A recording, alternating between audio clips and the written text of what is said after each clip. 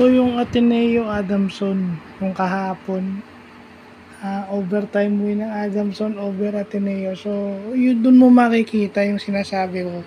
Sa UAAP, every year may nawawala. So maximum ng 5 years on the rebuilding stage ka. Kasi pagkatapos ng every season, may mga ilang players mo ang gagraduate doon sa 15 mong naka-lineup, kasi sa UAAP is 15.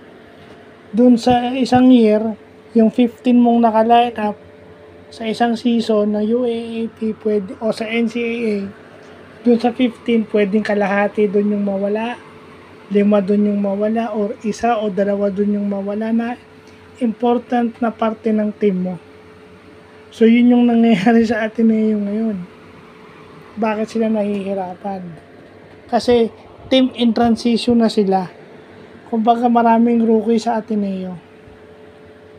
Na yung iba kinuha nila from their team B, at yung iba naman ni-recruit nito ni Tabaldwin. So naninibago pa to.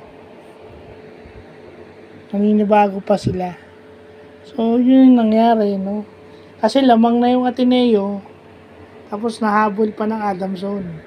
Kasi kung veteran team na yun, marunong na yun mag-alaga ng lamang as a unit. And yung chemistry nila medyo intact na dahil matagal na sila magkakasama. Yun yung nangyari sa Adamson yun. Dahil matagal na magkakasama yung Adamson. No? Yung team na yun is nanggaling pa kay Coach Franz Pomare na namana lang ni Coach Nash Rosella ng Adamson. So yun yung nangyari.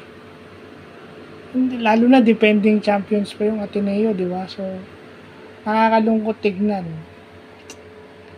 Pero yun na nga, di ba? Kasi yun na importante, kasi it takes a while para ka maging fit sa sistema o gamay mo yung maging acclimatize ka sa sistema ng coach, sa mga kakampi mo. It takes a while. Kaya nga mas pipiliin mo yung mas better fit sa system mo kaysa dun sa individual scorer. Yun yung kumbaga yung part na learning experience, dun pumapasok sa transition period.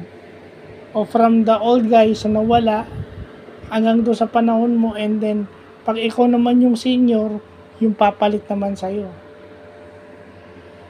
Kasi pag alis mo, may papalit sa'yo, ganun na naman sila. Ganun lang ang nangyayari sa UAAP. So, maganda. Congrats sa Adamson dahil kinayod nila, and then overtime, buzzer beater pa. So, yun lang po.